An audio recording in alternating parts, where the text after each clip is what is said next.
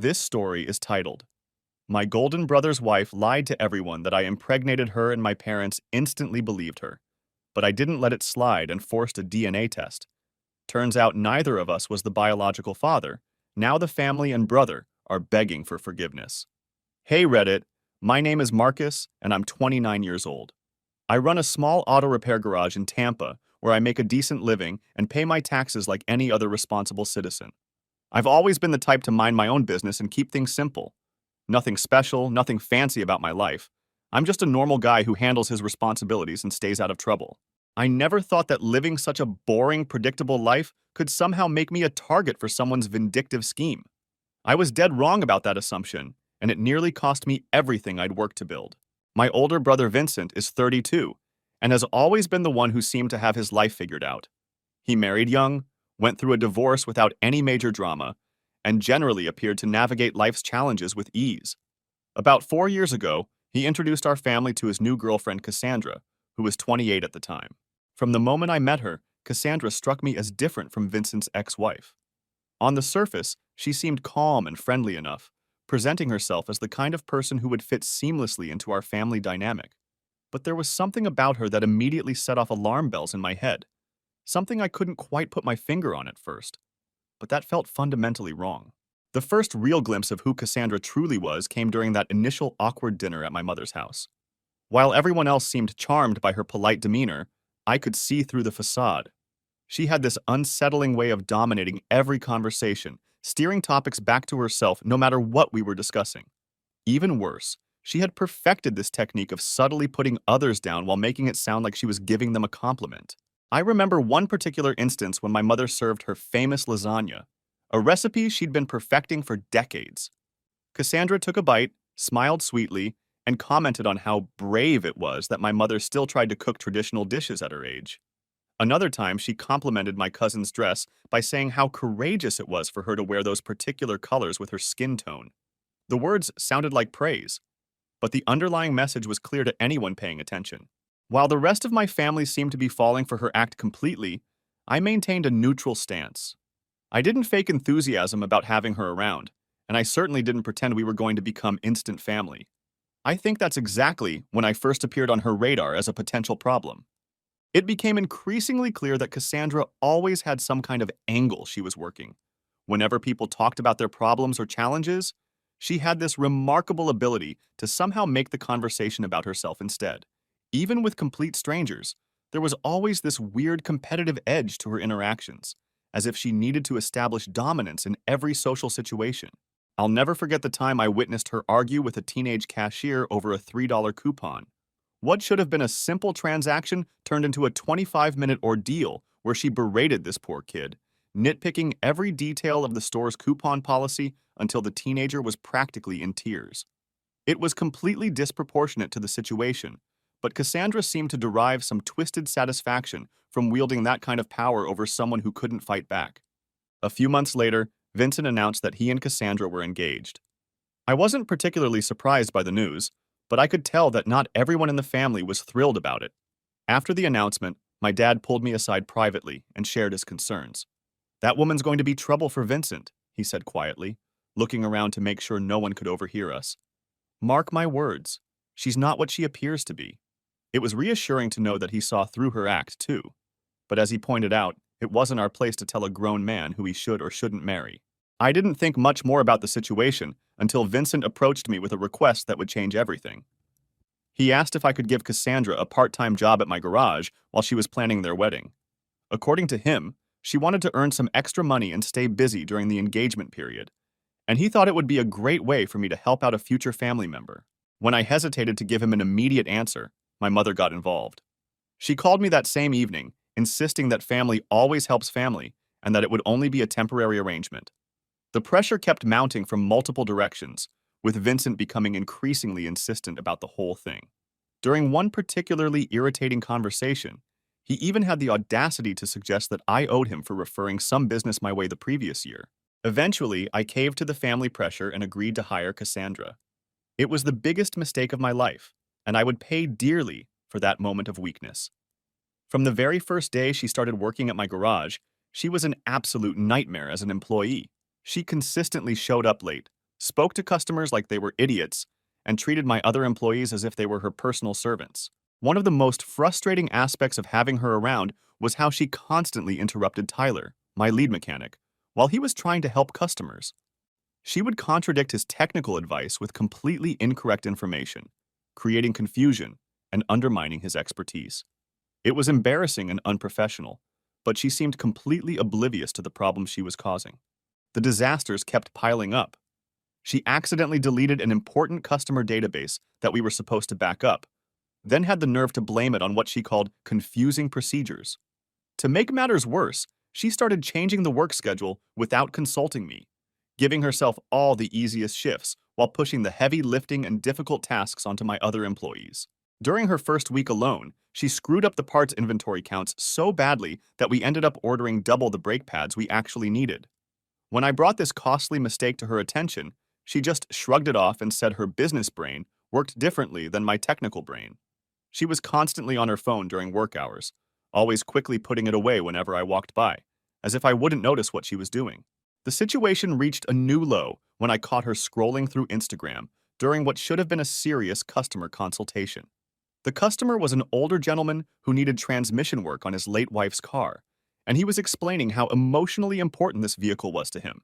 While this man was pouring his heart out about preserving his deceased wife's memory, Cassandra was sitting there scrolling through vacation pictures, barely even pretending to listen.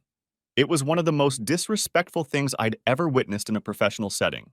But the final straw came when I discovered her going through private conversations on a customer's phone that we hadn't wiped yet. When I confronted her about this massive breach of privacy, she didn't even have the decency to act embarrassed or apologetic. Instead, she just smiled at me and said it was part of her natural curiosity, as if violating someone's personal privacy was perfectly acceptable behavior. What made this incident particularly serious was that the customer happened to be a local lawyer. Those messages could have contained confidential client information, which would have made me legally liable for her actions. When I tried to explain the severity of what she had done, she rolled her eyes and dismissed my concerns. "Nobody's going to sue you," she said with an annoying smirk. "Don't be so uptight about everything." After enduring a full month of this incompetent and unprofessional behavior, I finally made the decision to fire her. I wasn't a jerk about it. I documented everything carefully and presented all the evidence to Vincent so he would understand why I had to let her go. Initially, he seemed to grasp the situation and appeared to accept my decision without too much argument. However, that night he called me back, and his entire tone had completely changed. It was obvious that he had discussed the situation with Cassandra in the meantime, and she had somehow managed to spin the story in her favor. "You just didn't give her a chance," he said, his voice filled with accusation. "She's really upset about how you treated her." I tried to explain that I had given her plenty of chances, and that I had documented every single incident for good reason. "Yeah, sure," he spat back sarcastically. "You've always been like this, thinking you know everything and acting like you're too good to help out your own family. She's going to be my wife, and you pull this shit on her. Screw you, man." That conversation marked the beginning of a much darker chapter in this whole ordeal. At family gatherings after that, Cassandra's behavior toward me became distinctly strange. Sometimes she would completely ignore me, treating me as if I didn't exist. Other times, she would make passive-aggressive comments that were just quiet enough that nobody else seemed to notice them, but loud enough for me to hear clearly. Then her behavior shifted in an even more disturbing direction. She started finding excuses to be alone with me, brushing past me in ways that seemed deliberately suggestive, and making comments that had clear sexual undertones. I did my best to keep my distance from her without being obviously disrespectful, but she seemed determined to create uncomfortable situations. The most blatant incident occurred during a 4th of July barbecue at my parents' house. While everyone else was outside enjoying the festivities, she cornered me in the kitchen. She stood uncomfortably close to me and asked if I was still angry with her about the job situation. Then she ran her hand down my arm in a way that was unmistakably inappropriate. I immediately stepped back and told her that we were good, but that I needed to go help my dad with the grill outside. I got out of that kitchen as quickly as possible, but I could feel her watching me for the rest of the day. She had this weird smirk on her face like she was plotting something or had just won some kind of game I didn't even know we were playing. Things went to absolute hell after that incident. 2 months later, my garage door banged open during closing time, and Vincent stormed in with his face twisted in a rage I'd never seen before. "You're dead!" he shouted loud enough that Tyler, who was finishing up work in the back, came running out to see what was happening. "Cassandra's pregnant," Vincent announced, his voice shaking with fury. "She says you're the father. Care to explain that?"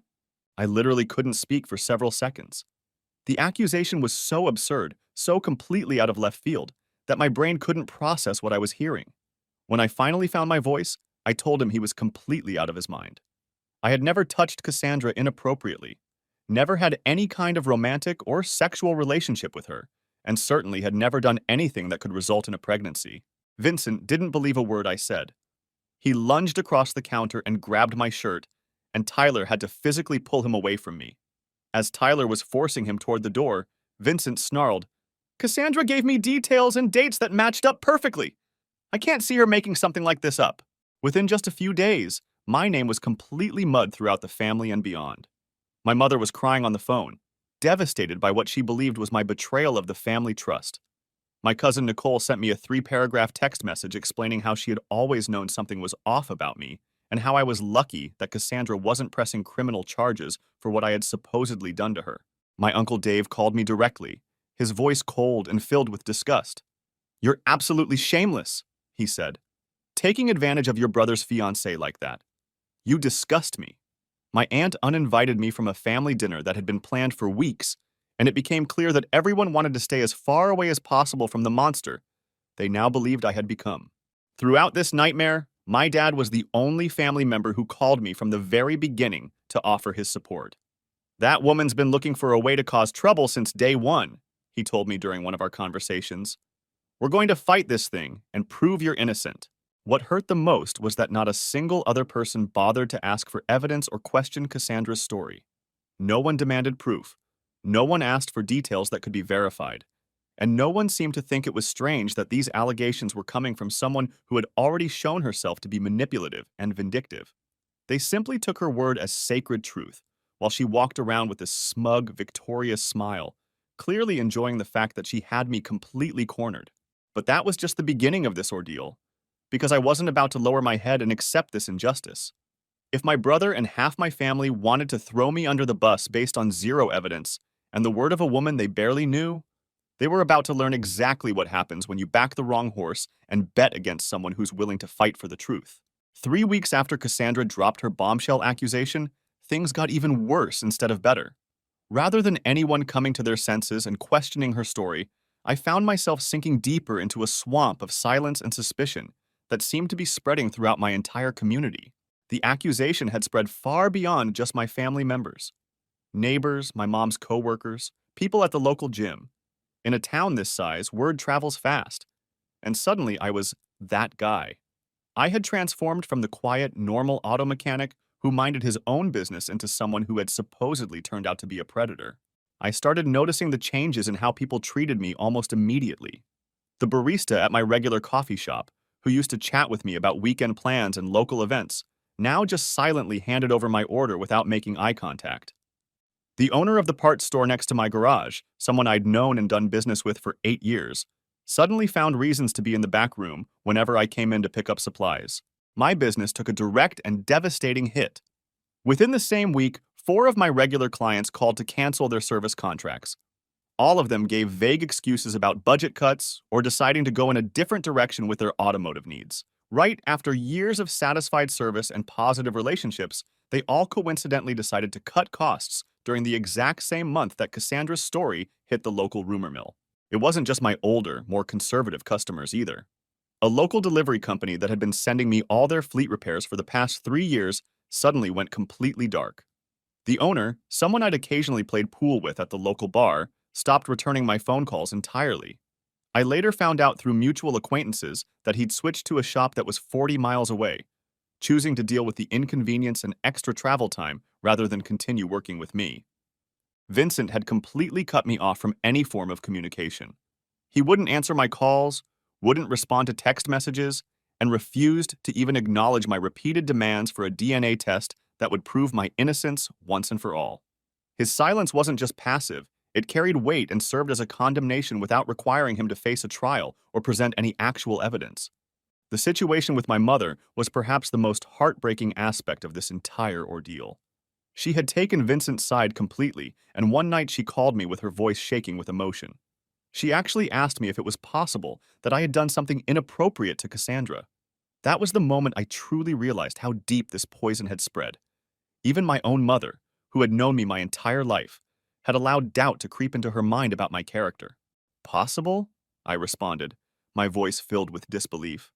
Mom, I've never even been alone with her except at the garage with employees and customers around. You know me better than anyone. Do you honestly think I would do something like this? The hesitation in her voice before she answered told me everything I needed to know. That pause, that moment of uncertainty from the woman who had raised me, said more than any words could have expressed. Fortunately, my dad remained my rock throughout this nightmare. Your brother's been blind since the day he met her, he told me during one of our conversations. And your mother has always sided with him in any conflict, no matter what the circumstances are.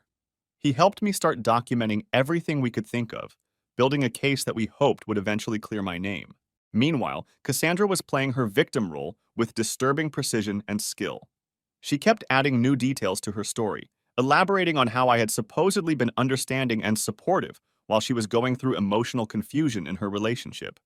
She claimed that I had manipulated her with sweet words and false promises, and that when she became pregnant, I had tried to pressure her into having an abortion.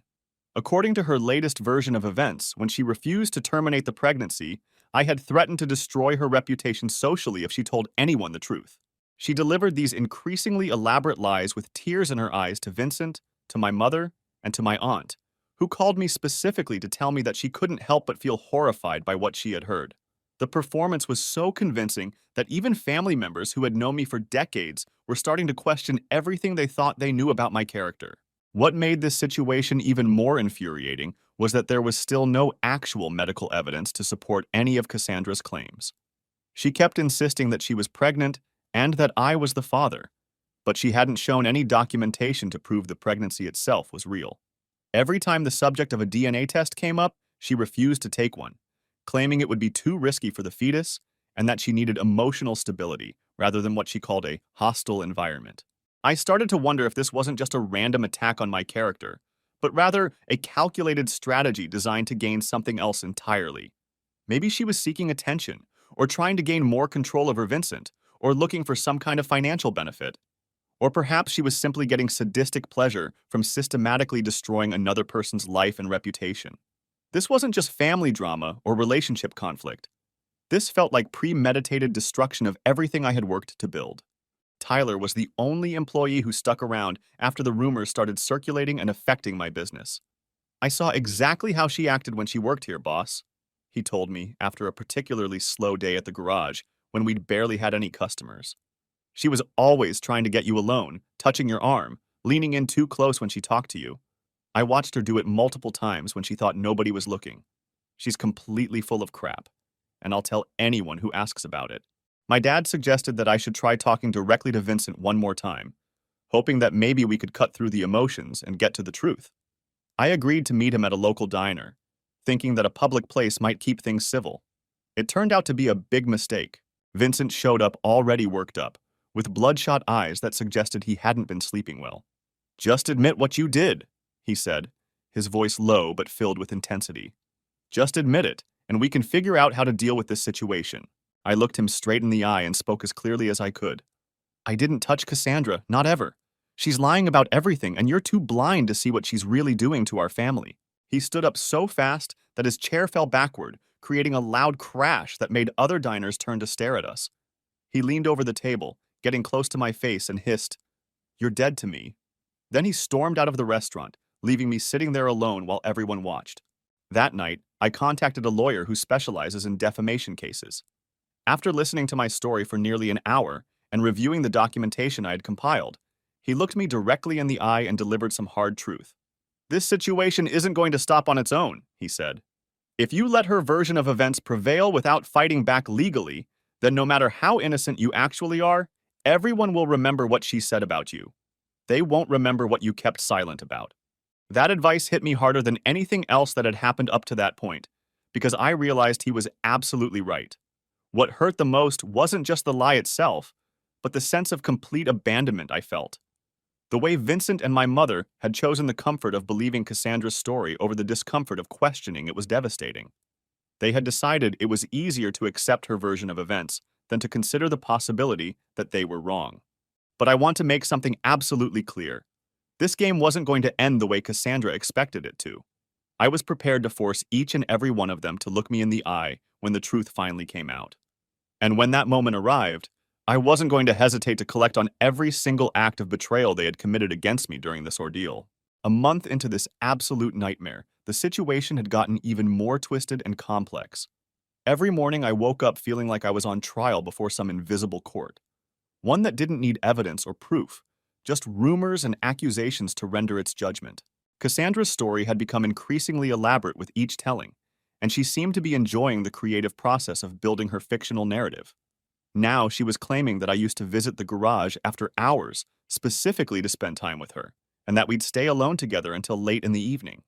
According to her latest version, I had taken her out to dinner multiple times as an excuse to get closer to her. And when she became pregnant, I had offered her money to keep quiet about our supposed relationship. She even claimed that I had forced her to delete threatening messages I had supposedly sent her. What was most disturbing about watching her tell these lies was the conviction with which she delivered them. She wasn't acting confused or hurt. She was a calculated performer who seemed to be genuinely enjoying her own dramatic production.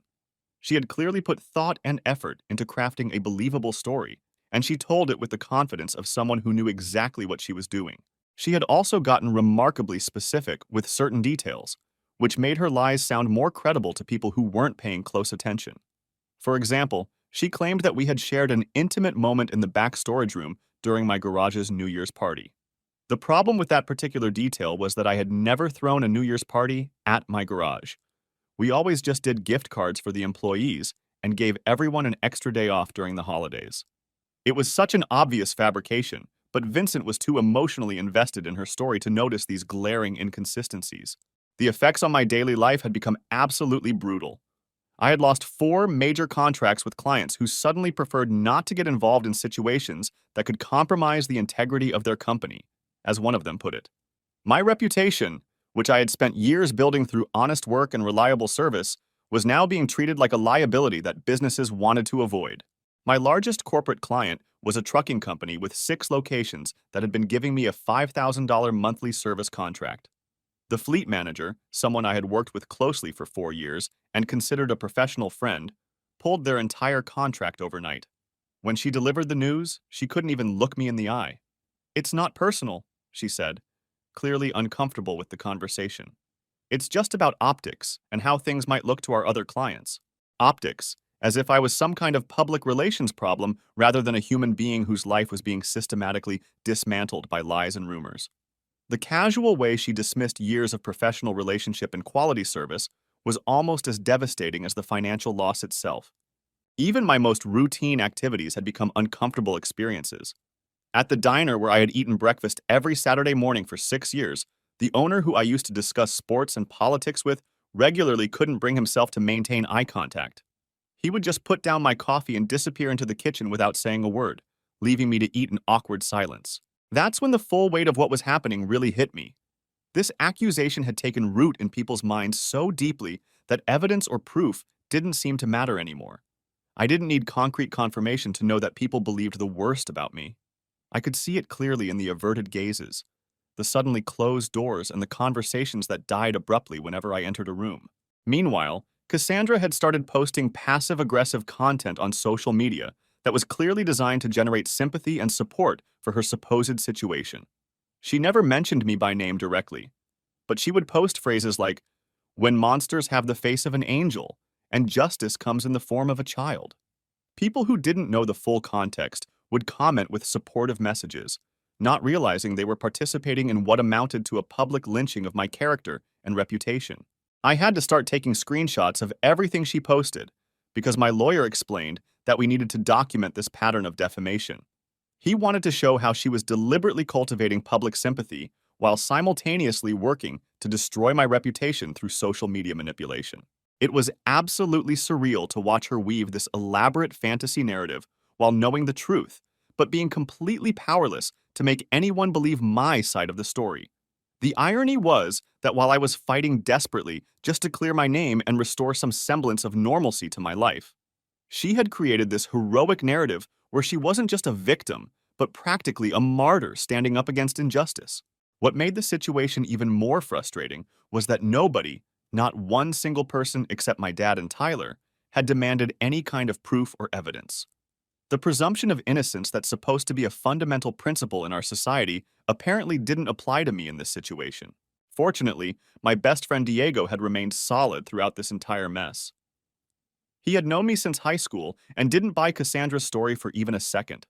"Remember Jenny Martinez from senior year?" he reminded me during one of our conversations over burgers at his place, which had become one of the only locations besides my apartment where I felt comfortable spending time.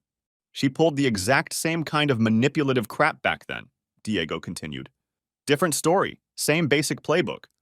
Cassandra's going to slip up eventually, and when she does, we'll be ready to catch her in the lie."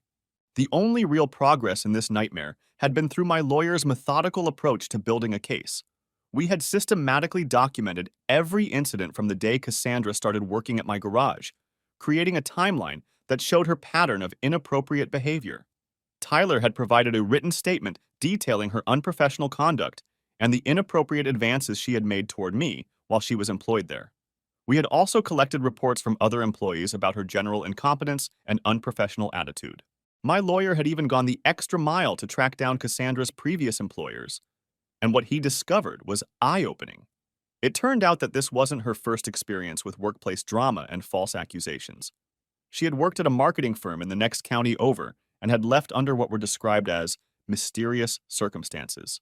When my lawyer got in touch with her former supervisor, the man initially refused to say anything specific about her employment there. However, after we explained the nature of our situation and the seriousness of the accusations being made, he reluctantly admitted that there had been ongoing concerns about her interactions with colleagues and questions about her professional conduct. While nothing had been specific enough to result in formal action, there had been enough issues to establish a clear pattern of problematic behavior in workplace settings. We had also started the complex legal process to require Cassandra to take a DNA test once the pregnancy had progressed far enough that testing would pose no risk to the fetus. It wasn't an easy process. There were protocols to follow, timelines to respect, and authorizations to obtain from various agencies that didn't seem to share my sense of urgency about resolving this situation. But it represented a clear path to the truth, and that possibility was what kept me going through the darkest moments of this ordeal. My dad and I had also started our own investigation, documenting everything we could think of and talking to people who knew Cassandra personally. We were looking for any inconsistencies in her story or patterns of behavior that might help expose the truth about what was really happening. Then the situation escalated from bad to significantly worse. I was closing up my garage late one evening when Vincent pulled into the parking lot. I could immediately tell that he had been drinking heavily. It was obvious from the way he moved, with that combination of aggression and unsteadiness that comes with too much alcohol. I decided to stay inside the garage and lock the door rather than confront him in his current state. Vincent started pounding on the glass with his fists, shouting, "Come out and face me, you piece of shit!" I was about to call the police when Vincent picked up a brick from the landscaping around the building and threw it directly through my front window. Glass shattered everywhere, creating a dangerous mess throughout the front area of my shop. Then Vincent actually climbed through the broken window, cutting himself in the process and leaving blood on the glass shards. Once he was inside, he charged directly at me with clear intent to cause serious harm. I'm not proud of what happened next, but I had no choice except to defend myself. I sidestepped his charge, and he crashed hard into one of my display cases. When he managed to get back up, I hit him once, a clean, straight punch to the jaw. He went down hard and stayed down. The neighbors must have heard the commotion and the sound of breaking glass, because the police showed up just 7 minutes later. They took detailed statements from both of us, photographed and documented all the damage to my property, and assessed Vincent's condition. Vincent was arrested for destruction of property and attempted assault, and this time I made the decision to press charges. I was completely done with letting him off the hook for his behavior. My mother called me that same night, sobbing uncontrollably into the phone. "How could you do this?" she kept repeating through her tears. "He's your brother, and you're actually sending him to jail over this?" When I tried to explain that he had attacked me on my own property and that I had only defended myself, She cut me off before I could finish. "I don't have a son who would do something like this," she said, and then hung up the phone. My dad arrived at the garage just as the police were putting Vincent in the squad car. "Are you okay?" he asked me, looking concerned about my physical and emotional state. I nodded that I was fine, and we both stood there in silence watching as they drove off with Vincent in the back seat. "You did the right thing by pressing charges," my dad said quietly. "He needs to face real consequences for his actions. But remember, despite everything that's happened, he's still your brother." "Doesn't feel like it anymore," I answered honestly. "This ends now," my dad said with determination in his voice. "Tomorrow we push harder for that DNA test, and we get to the bottom of this once and for all." I wasn't naive about the situation. I knew that even if a DNA test eventually proved that I wasn't the father of Cassandra's supposed child, some people would still believe that something inappropriate must have happened between us. The old saying about "where there's smoke, there's fire" would probably follow me for years, and I might never fully recover everything I had lost during this ordeal. But I was absolutely determined not to let Cassandra get away with what she had done to me and my family. She might have won the first round of this battle, but I had the patience, resources, and determination to confront her on her own turf and expose the truth. What she had done wasn't just a mistake or a misunderstanding. It was deliberate, destructive slander designed to ruin my life. And I was prepared to return every blow she had dealt me, except mine would be surgical, precise, legal, and definitive. 4 months into this ordeal, and my life had become an emotional wasteland where each day felt like a carbon copy of the nightmare that came before it. I was waking up each morning and going through the basic motions of living, but I was essentially existing under constant suspicion for something I had never done. My daily routines had become completely mechanical and empty. The isolation had carved out such a deep hole in my life that I sometimes wondered if I would ever be able to climb back out of it. My business was down almost 75% from where it had been before this nightmare started. Most days, I would sit alone in the garage while Tyler handled the few repair jobs that still came our way. The financial pressure was becoming increasingly severe. I had been forced to dip into my personal savings just to cover basic expenses like rent and utilities. This situation wasn't just attacking my reputation and relationships, it was systematically destroying my livelihood and threatening my ability to maintain the business I had worked years to build. I had started taking a completely different route to work each day, deliberately avoiding the main streets where I might run into people I knew from the community. It was simply exhausting to constantly see that flicker of judgment and suspicion in people's eyes whenever they recognized me. Yesterday, I overheard a customer whispering to Tyler, asking if that guy still actually owned the garage. Tyler, to his credit, defended me firmly and professionally, but the damage to my reputation was clearly visible. I ended up staying in the back room until the customer left because I couldn't handle another awkward confrontation. But today, something fundamental changed in this nightmare. The darkness that had been suffocating me for months finally started to recede. The truth, the actual, provable, undeniable truth, had finally broken through the wall of lies that Cassandra had constructed around me. After weeks of legal back and forth, court filings, and bureaucratic delays, we finally obtained what I had been demanding from day one: the DNA test. My lawyer had to push extremely hard with the judge, ultimately getting a court order for a prenatal paternity test that would pose no risk to the fetus. Cassandra's lawyer had tried everything possible to delay or prevent the test. They claimed that she was emotionally unstable, that the testing process would cause irreversible psychological consequences, and that they didn't want to expose their client to additional pressure during what they described as an already traumatic situation. However, after my dad strategically leaked details about the case to some of his reporter friends, and the story started gaining attention in local media, the judge finally agreed to order the test. The procedure was conducted at a private clinic under strict legal supervision to ensure that the results would be admissible in court. I'll never forget Cassandra's facial expression when she walked into the clinic that day. There was no fear, no shame, no nervousness about what the results might reveal. Instead, she just looked annoyed, as if this entire process was nothing more than a waste of her precious time. A minor speed bump that she had to deal with before returning to her performance. She walked right past me with her chin held high, acting like I was beneath her notice and not worth acknowledging. But I caught that one brief moment, that split second where her carefully constructed mask slipped, and I saw genuine panic flash in her eyes. She already knew what the results were going to show. She had always known the mess that was waiting for her when the truth finally came out. The 3 weeks we spent waiting for the results were the longest of my entire life. I barely slept during that period, keeping my phone in my hand constantly, waiting for the call that would confirm what I had known all along. When the results finally arrived, I didn't have some dramatic emotional reaction. I just sat at my desk, staring at the paper in front of me, reading the words that would change everything. Probability of paternity, 0%. That zero was my complete vindication, concrete, scientific proof that everything I had endured over the past 4 months was the direct result of a calculated lie told by someone who had severely underestimated how hard I was willing to fight back. My lawyer sent copies of the results to Vincent that same day, along with a formal letter demanding a retraction of all accusations. For 4 solid days, there was total radio silence from Vincent's side. It was as if everyone who had been so quick to condemn me and destroy my reputation now needed to hide from the uncomfortable reality of their mistake. Finally, on the 5th day, I received a text message from Vincent. It was brief and pathetic. "I need time. We'll talk to you later." That was it. No apology, no acknowledgement of his error, no expression of shame or regret.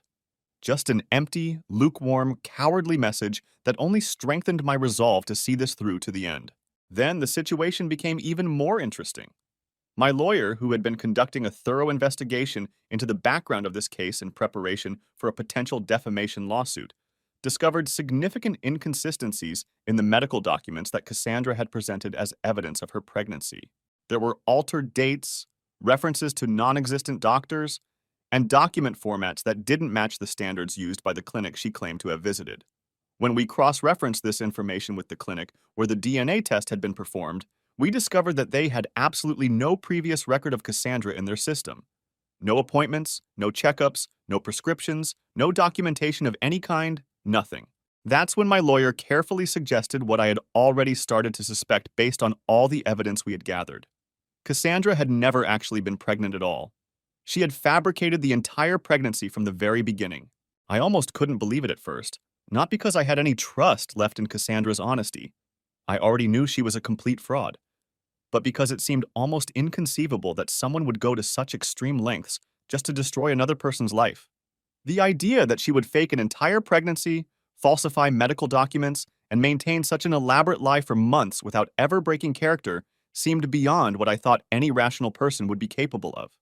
But she had done all of this simply to get revenge on someone who had fired her from a part-time job and rejected her inappropriate advances. The level of vindictive spite required to orchestrate something like this was genuinely disturbing. However, the evidence was absolutely undeniable. Cassandra wasn't just a liar or someone who had made poor decisions.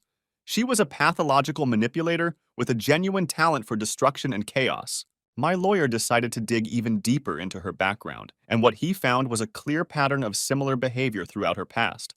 She had pulled comparable stunts in 3 previous relationships, though never quite to this extreme level of deception. Ex-boyfriends who had somehow wronged her in her mind would suddenly find themselves facing accusations of stalking, harassment, or emotional abuse. One man had nearly lost his teaching job over false claims she had made to his school principal about inappropriate behavior. Fortunately for him, she had gotten sloppy with the details of her story. Security footage from the school proved conclusively that he had been nowhere near the location where she claimed the incident had occurred, and the timeline of her accusations didn't match the documented facts. We took all of this evidence to the judge. The DNA results, the irregular medical documents, the threatening social media messages, and testimonies from people who were finally starting to question Cassandra's version of events. Tyler testified under oath that he had witnessed Cassandra making inappropriate passes at me multiple times, and that she had become visibly angry when I didn't respond to her advances. Diego provided screenshots of contradictory social media posts she had made about her supposed pregnancy, showing inconsistencies in her story over time. Now the entire house of cards was finally crumbling, not with some dramatic explosion, but with the slow, inevitable creak of a lie that could no longer support its own weight under scrutiny. The next step in this process was the legal response that I had been working toward for months. For the first time since this nightmare began, I could actually sleep through the night without feeling like there was a knife constantly pressed against my back. The truth had finally given me back my voice, my name, and my dignity. And now that I had those fundamental things restored to me, I was ready to move forward with what I had been patiently waiting for. making Cassandra pay real consequences for what she had done. Because if she thought this entire ordeal would simply end with a negative DNA test result and everyone would just move on with their lives, she was dead wrong about that assumption. This was just the beginning of her reckoning. 5 months had passed since Cassandra first told her lie, and the atmosphere surrounding this situation had completely shifted. We hadn't moved from chaos to calm. Instead, we had transformed from accusatory glances and veiled threats to a collective retreat by everyone who had participated in condemning me. But this wasn't a retreat designed to repair the damage they had caused. It was a cowardly attempt to hide from the shame of having participated in such a grotesque farce. The truth hadn't brought comfort or healing to anyone involved. Instead, it had exposed all the rotten, weak seams in our family fabric, revealing fragile loyalties and betrayals that had been disguised as neutrality or caution. Now that the DNA results were officially documented and the irregularities in Cassandra's medical documents had been exposed publicly, new rumors were starting to circulate among family members. Some were saying that maybe Cassandra had been confused about the situation, or that she might have been dealing with mental health issues that clouded her judgment. Others were suggesting that she simply wasn't right in the head, and that everything that had happened was the result of some kind of emotional crisis or breakdown. But not one person, not a single family member except my dad, Tyler, and Diego, had offered me a direct, personal apology for their role in this disaster. Their shame had turned them all into cowards who found it easier to invent excuses and explanations than to admit they had condemned an innocent man they had known their entire lives. My aunt, the same woman who had uninvited me from the family dinner months earlier, had the absolute nerve to tell my dad that we all need to move past this as a family. She wanted to treat the situation like it had been some minor disagreement over Thanksgiving dinner politics, rather than a systematic destruction of my reputation and livelihood. She couldn't even bring herself to say these things to my face. She had to go through my father like a coward. My cousin Nicole, who had sent me that 3-paragraph text message full of condemnation and accusations, was now acting like absolutely nothing had happened between us. She had the audacity to send me a casual invitation to her kid's birthday party last week, with no acknowledgement of how she had treated me during the worst period of my life. No apology, no explanation, just this bizarre pretense that we were still on completely normal terms with each other. Vincent finally reappeared in my life, though not in the way I had expected. He showed up at my apartment one evening, looking haggard and pale, like he hadn't been sleeping or eating properly for weeks. He couldn't meet my eyes as he told me that Cassandra had finally confessed to making the entire thing up from the beginning. According to Vincent, there had never been any pregnancy, no relationship between us, absolutely nothing. She had admitted to fabricating everything because she was furious that I had fired her from the garage job. In her mind, I had publicly humiliated her by letting her go, and she felt that I needed to be made to pay for that humiliation. Vincent spoke like a man who had been completely defeated by the revelation. But as I listened to him explain what Cassandra had told him, I felt absolutely no sympathy for his situation. Learning that a grown woman could maintain such an elaborate lie for months, fake an entire pregnancy, forge official documents, and nearly destroy a family out of nothing but vindictive spite had triggered a fury in me so cold and calculated that I couldn't even respond with traditional anger. I just stared at Vincent as he kept repeating that he didn't know what to say to me, and that he would understand if I never wanted to see him again. Everything in me wanted to remind him that he had tried to physically attack me in my own place of business.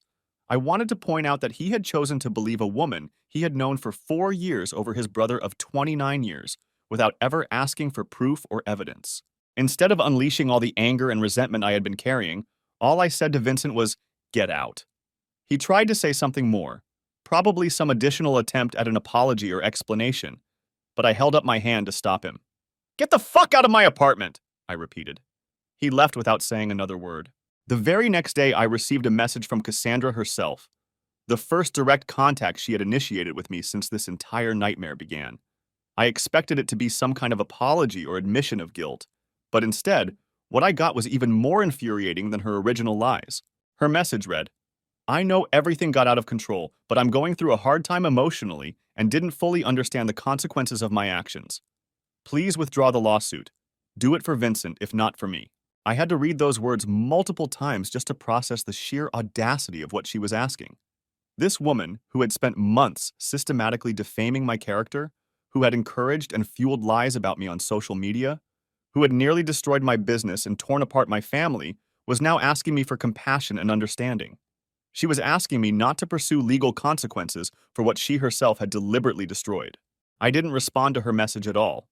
Instead, I immediately met with my lawyer and told him to proceed full steam ahead with the lawsuit for defamation, document forgery, and moral damages.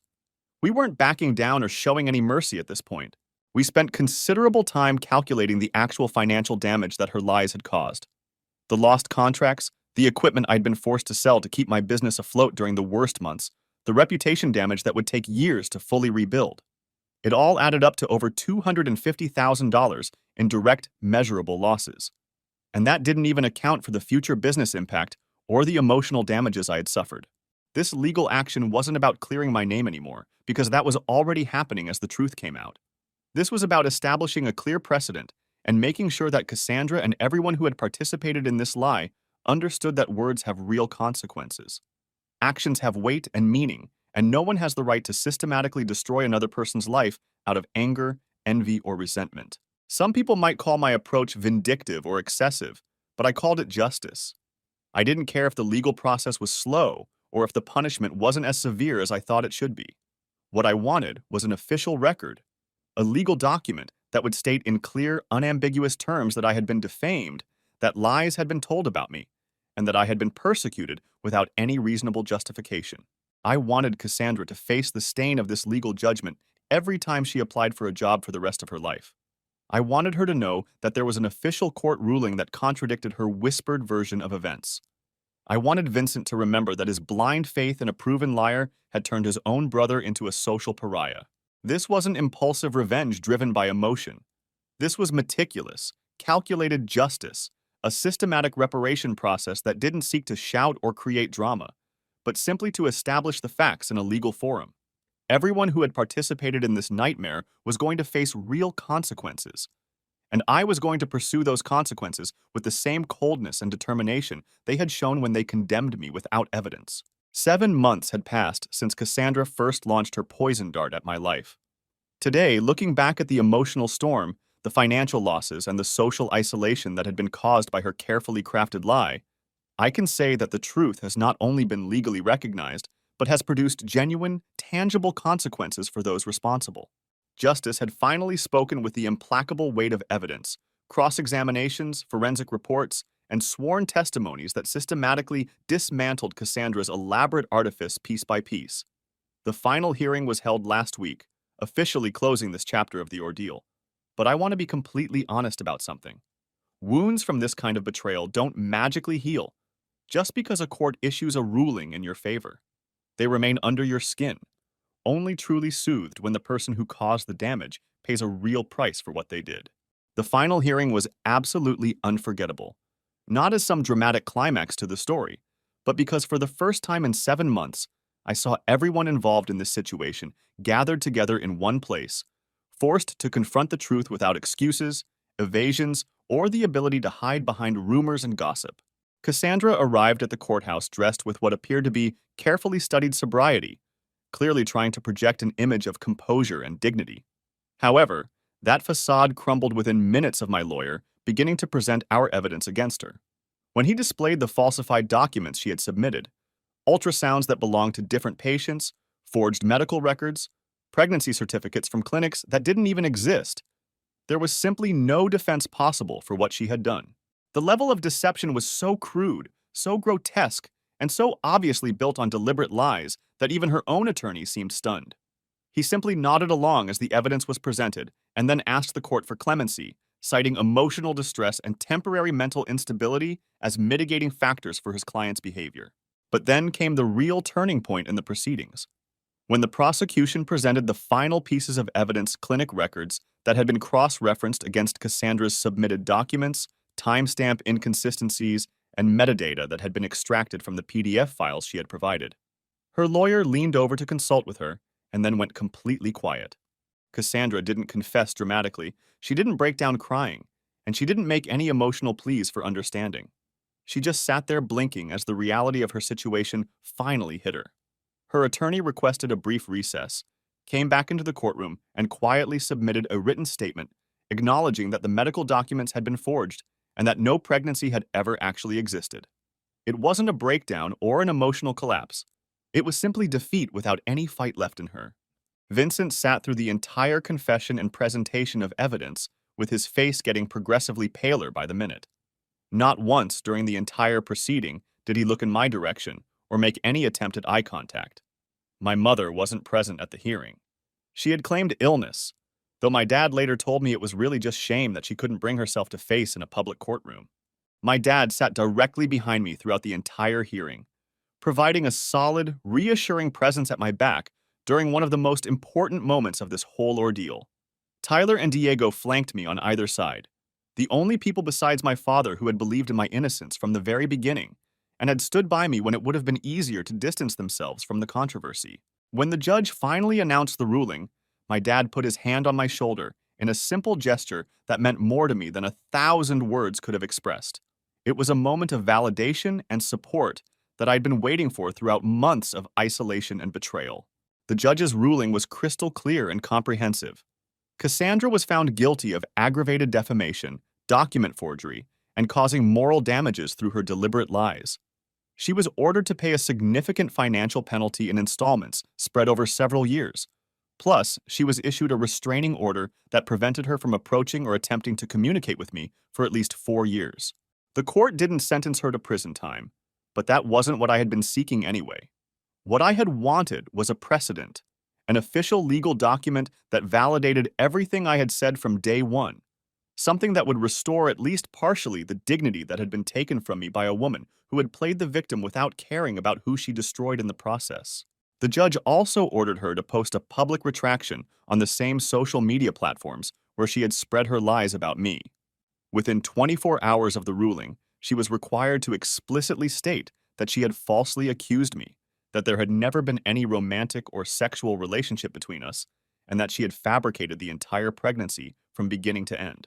Since the court ruling was finalized, I've been receiving messages from various relatives who had previously turned their backs on me during the darkest period of this ordeal. Some of them are offering vague excuses about not knowing what to think at the time, or claiming they had wanted to stay out of the situation out of what they call prudence. Others have opted for total silence, apparently hoping that enough time will pass to erase their complicity in what happened to me. Vincent has tried calling me multiple times since the hearing concluded. I've blocked his number on my phone because whatever he might have to say at this point, I'm simply not interested in hearing it. The brother I thought I knew would never have believed such obvious lies about me in the first place. He would never have tried to physically harm me over accusations that had no evidence supporting them. Most importantly, he would never have abandoned me when I needed family support the most. My mother has sent me several tearful voicemails, begging me to talk to her and trying to explain her behavior during this nightmare. I haven't returned any of her calls because some betrayals run too deep to be fixed with tears and apologies after the fact. When your own mother questions whether you're capable of the things you've been accused of, that leaves a mark that doesn't fade quickly. 1 full year has passed since this ordeal began, and I'm happy to report that my business has not only recovered from the damage it sustained, but has actually expanded beyond where it was before Cassandra's lies nearly destroyed everything I had worked to build. The recovery wasn't immediate or easy. For months after the truth came out, I was still working with a severely reduced schedule, scraping by with part-time repair jobs and the loyalty of just one client who didn't care about the rumors that had been circulating. I knew that simply staying silent and waiting wouldn't be enough to clear my name completely, so I did what I do best. I fixed the problem myself. I posted the complete court verdict and my full side of the story on my business website, making sure that anyone who searched for information about me or my garage would find the truth. I pinned this information to our Google reviews and let the official receipts speak for themselves. One of the larger clients who had dropped me during the worst period of the scandal eventually came back after their legal team reviewed the court ruling and realized they had made a mistake. That single contract alone covered 3 months of operating costs and helped stabilize my finances during the recovery period. I didn't beg for their trust or try to convince them to give me another chance. I simply rebuilt my reputation piece by piece through consistent, quality work. Eventually, I was able to hire 3 new part-time employees and move my operation to a larger, better-equipped location across town. The court ruling had become part of the public record, and slowly but surely the real story began to replace the lies that had circulated throughout the community for so many months. I heard through my dad that Vincent and Cassandra's relationship didn't survive the aftermath of the trial. Apparently, the public humiliation and exposure of her lies was too much for their relationship to bear. Vincent has since moved to another state, ostensibly for work, but probably more to escape the memories and embarrassment of what had happened here. He tried reaching out to me again last month through a handwritten letter, saying that he wanted to make amends for what had occurred. In the letter, he claimed that he had been blinded by love and manipulated by what he now recognized was a professional liar. He said that he missed having his brother in his life and wanted to try to rebuild our relationship from scratch. I burned that letter without finishing it. Some bridges, once they've been completely burned down, should stay that way. The damage to our relationship wasn't just about being temporarily misled. It was about the fundamental choice he made to believe a stranger's lies over his own brother's word when it mattered most. My mother and I have managed to establish what I would call an uneasy truce. We see each other at family holidays and exchange basic pleasantries, but the warmth and closeness that used to characterize our relationship is completely gone. She made her choice about which side to support when it mattered most, and that's not something I can simply forget, even if I've technically forgiven her for it. My relationship with my dad has become closer and stronger than it ever was before this ordeal began. He stood by me when it truly counted, never doubting my innocence for even a second, even when it would have been easier for him to stay neutral or avoid taking sides. We've established a new tradition of having dinner together every Sunday, a routine that was born from the ashes of our old family dynamics and represents something more meaningful than our previous casual interactions. Tyler received a well-deserved promotion to garage manager, a position he earned through his unwavering loyalty during the darkest period of this nightmare, when it would have been much easier for him to distance himself from the controversy and find work elsewhere. He chose to stay and defend my reputation. That kind of loyalty deserves to be rewarded with real opportunities for advancement. Diego and I still meet for drinks every week, and our friendship has been strengthened by weathering this storm together. He never wavered in his support, never questioned my version of events, and was always there when I needed someone to remind me that I wasn't going crazy or imagining the injustice of what was happening to me. As for Cassandra herself, she moved across the country shortly after the trial concluded, apparently hoping to escape the consequences of her actions and start fresh somewhere else. After failing to make the first 4 payments on the fine that the court had ordered her to pay, she seemed to think that relocating would somehow make her legal obligations disappear. My lawyer informed me that this kind of behavior is actually quite common. People assume they can outrun court judgments by moving to a different state, but what Cassandra didn't realize was that we had been prepared for exactly this possibility. We filed the proper paperwork to enforce the judgment in her new state, ensuring that her attempt to flee wouldn't absolve her of the financial consequences she owed me. Interestingly, a few anonymous negative reviews appeared on my business profile not long after she relocated. They had the same distinctive writing style and weird punctuation patterns that I remembered from her social media posts during the height of this controversy. We flagged these reviews and built a comprehensive digital paper trail documenting the harassment. If she continues trying to play these kinds of games with my reputation, we'll be ready to nail her for ongoing harassment in addition to everything else. The truth may have ultimately set me free from the immediate nightmare she created, but it didn't restore everything I lost during those dark months. Some friendships never recovered, some family relationships remain permanently strained or completely broken, and some potential clients still hear whispers from people who remember the accusations without bothering to learn about the resolution. But from the rubble of what she tried to destroy, I've managed to rebuild something that's actually stronger and more authentic than what I had before. I now have a business that doesn't depend on family connections for its success, friendships that are based on loyalty that's been tested by fire, and a much clearer understanding of who I can really count on when times get tough. There's an old saying that revenge is a dish best served cold, but I have to disagree with that sentiment. Justice, real, meaningful justice, isn't revenge at all. It's restoration. And that's exactly what I achieved through this process. It wasn't perfect justice, and it wasn't complete restoration of everything I lost.